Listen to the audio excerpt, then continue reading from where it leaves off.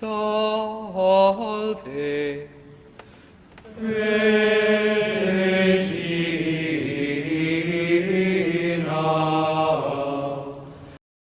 Bienvenidos a la sesión número 17, parte 2, sobre el misterio de nuestra fe, la Eucaristía. Nos encontramos viendo los detalles eucarísticos en el milagro de la multiplicación de los panes. Estamos en la sesión 17, parte 2, porque es fundamental que antes de ver esta sesión hayan visto la sesión anterior. En esta decíamos que el milagro de la multiplicación de los panes está repleto de detalles, de enigmas, de misterios escondidos que nos quieren mostrar que allí se esconde la Eucaristía. Así fue como vimos que detrás de este relato está la ley y están los profetas, representados los profetas por el gran Elías y la ley por el gran Moisés. Pero veíamos también en la sesión anterior que el trasfondo del milagro es el Éxodo. Y en la sesión anterior explicábamos qué es el Éxodo y cómo se cumple en Jesucristo. Es decir, que no era más que figura de Jesucristo y de su salvación. Pero decíamos que hoy día íbamos a ver por qué decimos o en qué nos basamos para decir que el trasfondo de este gran signo de la multiplicación de los panes es el Éxodo. ¿De dónde podemos extraer eso en el relato? Y fíjense ustedes que en el comienzo dice, en el capítulo 6 de San Juan, versículo 4, dice así: estaba próxima la Pascua, la fiesta de los judíos.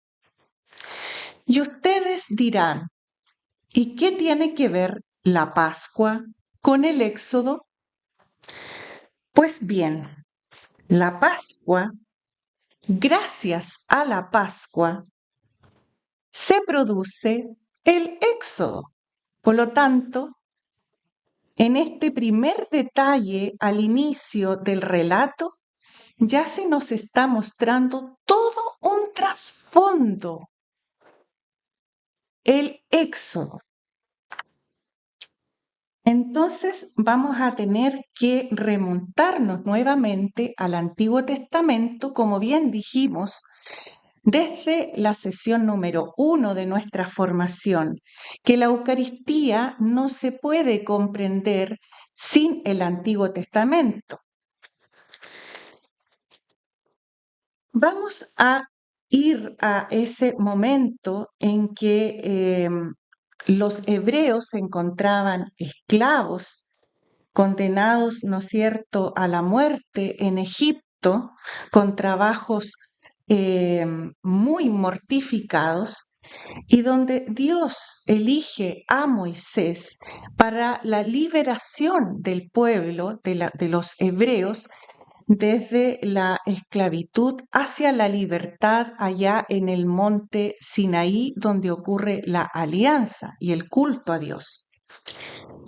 Entonces se elige a Moisés y a Aarón para que intervenga ante el faraón y pueda plantearle que ellos quieren adorar al Dios vivo en el desierto y que los deje salir.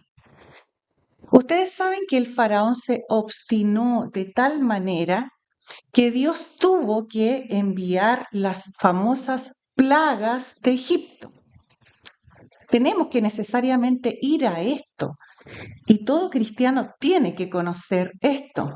Son nuestras raíces, nuestros fundamentos.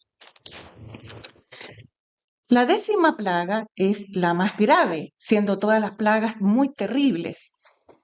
Pero la 10ª plaga es terrible. Consideremos que se tuvieron que mandar todas estas plagas porque el faraón obstinado no los dejó salir.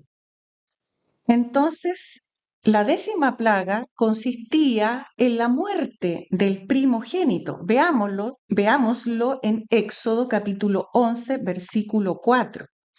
A medianoche yo pasaré por en medio de Egipto.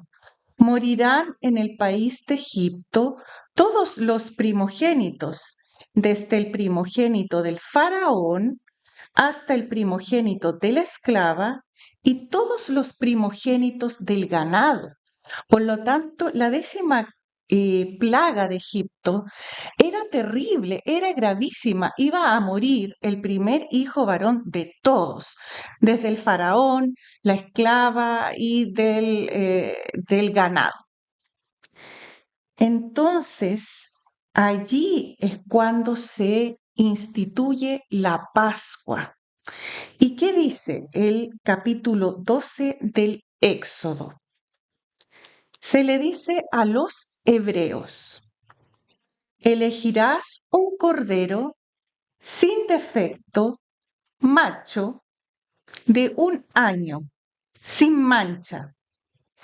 Este cordero será inmolado al atardecer y se untará la sangre del cordero degollado, las 2 jambas y los dinteles de las puertas. Entonces, todo el borde de la puerta misma, iba a tener la sangre de este cordero degollado. La sangre servirá de señal en la casa donde estéis. Cuando yo vea la sangre, pasaré de largo. Por eso Pascua es salto, paso. El ángel exterminador saltaría, pasaría las casas de los hebreos que tenían la sangre o la señal de la sangre del cordero degollado. Los hebreos son salvados por el cordero degollado. Ellos tenían que tener la fiesta allí después de inmolar el cordero por la liberación obrada por Dios, y esta fiesta iba a ser memoria, acción de gracias cada año por esta magnífica obra salvífica de Dios, pero también de esperanza, porque siempre esperarían que algún día el Mesías daría la liberación definitiva, la liberación, la gran liberación, la gran salvación. El Éxodo abarca, por lo tanto, 3 grandes acontecimientos. La noche de la celebración, como dijimos recién, había una fiesta y esto se tenía que repetir cada año, donde se comía el cordero y se recordaba esta obra. Segundo, el paso del Mar Rojo. Y tercero, la alianza en el desierto, ya que fue lo que vimos en la sesión anterior. El Éxodo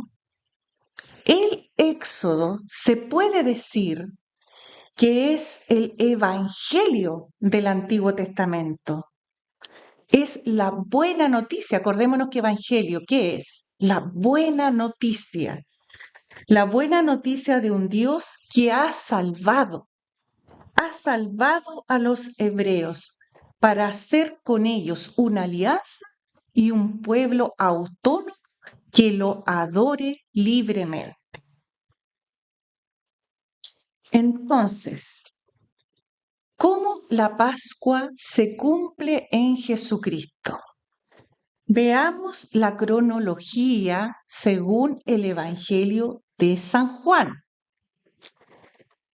La Pascua, pongan mucha atención en esto, la Pascua del año en que muere Jesús, recordemos que todos los años se celebraba y se celebra la Pascua.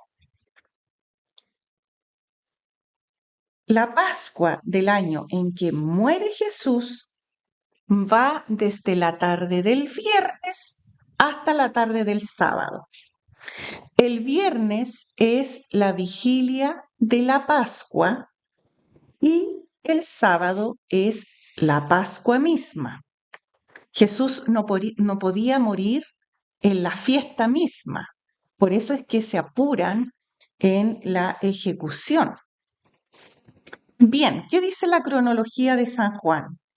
El jueves por la noche fue la última cena de Jesús con sus discípulos. El viernes, la vigilia de la fiesta, no la fiesta misma, es el día en que se inmolaban los corderos en el templo. Y ese día es el día en que es el proceso y la ejecución de Jesús. El sábado es el reposo de Jesús en el sepulcro y el domingo la resurrección.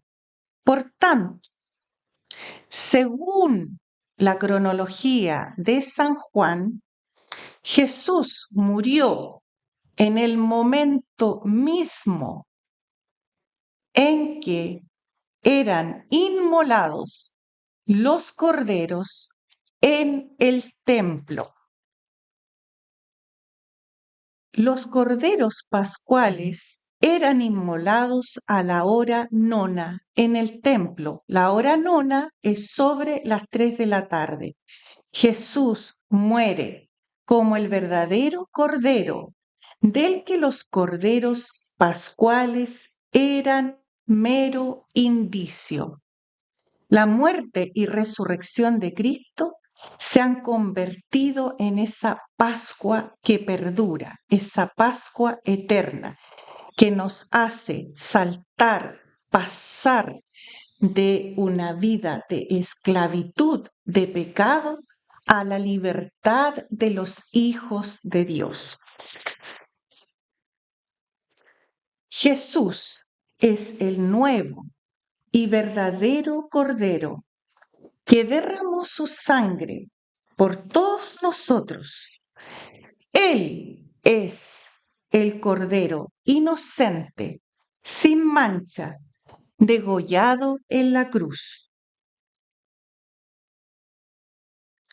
¿Recuerdan ustedes el descubrimiento que se hizo en las cuevas de Qumrán por allá por el año 1947 hacia 1956? Se descubrieron 900 manuscritos allí en las cuevas de Qumrán, en el Mar Muerto. Y con este descubrimiento se ve que la cronología de San Juan que acabamos de señalar es históricamente precisa.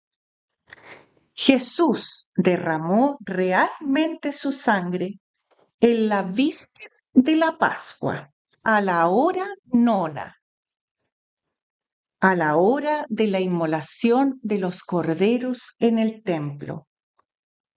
Jesús celebró la Pascua con sus discípulos probablemente al menos un día antes. Ojo, sin cordero y sin templo. Sin embargo, no lo hizo sin cordero y no lo hizo sin templo. Él mismo era el cordero esperado, el verdadero, como lo anunció Juan Bautista, como se lo dijo a sus discípulos. He ahí el Cordero de Dios que quita el pecado del mundo. En Juan capítulo 1, versículo 29. Y él mismo es el verdadero templo, el templo vivo, en el que habita Dios mismo y en el que nosotros podemos encontrarnos con Dios y adorarlo. ¿Dónde? En cada Eucaristía. El gran éxodo es el paso de la esclavitud a la libertad, de la muerte, consecuencia del pecado, a la vida verdadera, a la vida divina, donde en el cuerpo de Cristo inmolado como el verdadero Cordero en el altar. Allí es donde se hace presente eminentemente, sustancialmente, nos hacemos contemporáneos con el verdadero Cordero inmolado. Allí en la Eucaristía. Y muchos me podrán decir, no, pero yo rezo en la noche y ¿para qué voy a ir a misa si yo soy creyente, yo soy una buena persona, yo rezo? La Eucaristía es el don más grande, más imponente, más sagrado que el Señor nos ha dejado. ¿Lo vamos a despreciar? Se hace presente sustancialmente. Por eso decimos, Cordero de Dios que quitas el pecado del mundo, ten piedad de nosotros.